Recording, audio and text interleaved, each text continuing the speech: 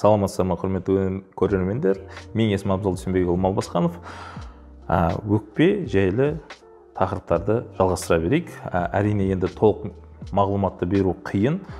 Сол себептен қысқаша түсінік болсын деген мақсатта осындай бағдарламалар жүргізіп отырмыз. Бүгінгі айтқым келетіні, осы уақытқа дейін өкпе жайлы біраз нәрсе айтылды. Бүгінгі айтқым келіп отырғаны өкпенің ісінуі. Орысша айтқанда отек легких. Көп жағдайда бұл немен қауіпті? Көп адамдар тіпті осыдан көз жұмып жатады. Мына алдындағы бағдарламаларды айттық, біз жаңағы эксудативті плеврит деп.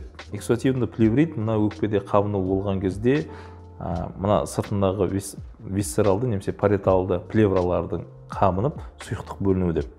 Енді өкпенің ішінде су жиналу. Мысалға көп жағдайда сол эксудативті плевритті өкпенің ішіне сар су жиналып дейді. Негізінде өкпенің ішіне сар су жиналу ол басқа дүниені айтады. Мына алдында айттым, адам ауа жұтқан кезде альвеола дейтін қапшықтар болады. Сол қапшықтардың ішінде кірген ауа оттегі кіріп, көмір қышқыл тегі шығып кетіп жатады. Ал егерде сол қапшықтардың іші сұйықтыққа толып қалса, адам демала алмайды ғой. Сол себептен адам өзінің ішіндегі сұйықтыққа тұншығып, көз жұмып жатады. Сонда бұл отек легких деген альвеола қапшықтардың ішіне транссудаттардың жиналуы, нақа болмаса сары су. Бұл қай жағдайларда болады?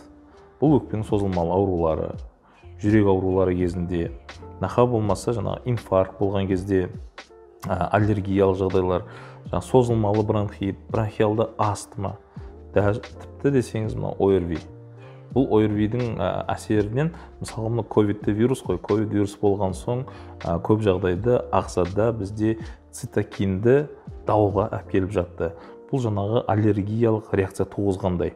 Мысалы қарап отырсаңыздар, кейбір адамдар бір тамақты жеп қойса, нақа болмаса, арашағы болса, ісініп кетеді.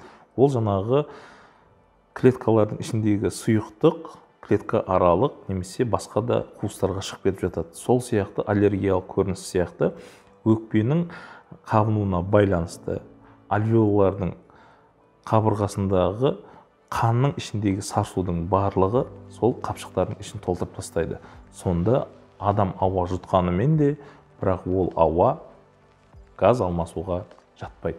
Сол себептен адам тұншығып қалады. Оған мысалы бір көрініс айтайын. Адам мысалы суға батқан кезде өкпесінің ішіне су кіріп кетеді ғой. Сол кезде адам суға тұншығып өліп жатады. Бұл жерде сұйықтық өзіміздің ішімізден шығып, адамның тынысы тарылып жүріп кетіп жатады. Оның көріністері қандай болады? Әлсіздік бірден, бас айналып талып қалуы да мүмкін. Мына кеуденің ішінде үлкен сырылдар, орысша айтқанда клокочущие хрипы дейді. Клокочущие деген мысалы құрқ-құрқ-құрқ деп суға толып жатқан сияқты сондай сыбыстар естіледі. Одан кейін ауыздан көбік ағылу. Мысалға естіп жатарсыздар ғой, кейбір кісілер болды, жасы келген еді, жүрек талмасы бар еді, аяқ астынан құлап қалды да аузынан көбік ағып жүріп кетті дейміз. Ол енді аузынан көбік аққанда біз қазақтар бірденен жаңағы ойбай ол қояншық шығар, немесе эпилепсия шығар деп оны жатқызып алып тілін шығарып жатамыз.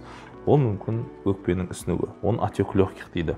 Сол себептен кейбір кезде отек легких болған кезде көбіктің қанды араласып шығып жатады. Бұл жаңағы өкпенің ісініп қанның ішіндегі сар судың өзі емес, және де қанның ішіндегі клеткаларда қызарып бірге шығып жатады. Одан адамды құтқаруға болады. Қалай құтқару керек? Бұл жағдайда бірден жедел жәрдем шақыру керек. Егер де сондай жағдайлар болып жатса, спирт искетсеңіз де болады. Үйлік жағдайда 70% спиртті искетіп берсеңіз болады. Спирт бұл көбікті басатын дүние. Мысалға көп адамдар өкпесі қысылып отқан кезде 50 грамм арақ ішіп жүрсе, тынысы ашылып, жақсы болып қалған сияқты болады. Өйткені спирттің құрамында этил бар, сол көбіктерді кептіріп жібереді. Үлкен кісілердің көп жағдайда, ой, 50 грамм ішіп жүрсем, жақсы болып қалдым деп айтатын содан. Мына Франциядағы зерттеулер бойынша күніне вино ішіп тұрсаң, жүректің жұмыс істеуі жақсарады, өкпенің жұмыс істеуі жақсарады дейтіні содан да болу керек. Бірақ енді ішімдікке салынып кетудің қажеті жоқ. Бұл барлық жағдайда бола бермейтін дүние. Айтып кеттім ғой, көп жағдайда өкпенің созылмалы аурулары кезінде болады. ОРВИ, сосын және де жүректің ақауларында. Алдындағы бағдарламаларда айтқандай жүректі тексеріп тұру керек деп. Егер де сіз ОРВИ мен ауырып қалатын болсаңыз, больницаға бармай үйлік жағдайда емделетін болсаңыз, тынысыңыз тарылып жатса, осы асқынуы пневмонияның, әсіресе вирустық пневмонияның, осы өкпенің ісінуіне алып келуі мүмкін. Денсаулығыңызға салғырт қарамаңыз. Өйткені бұның артында сіздің денсаулығыңыз. Сіздің денсаулығыңыз Құдайдан берген аманат. Аманатқа қиянат келтірмеңіз. Көріскенше.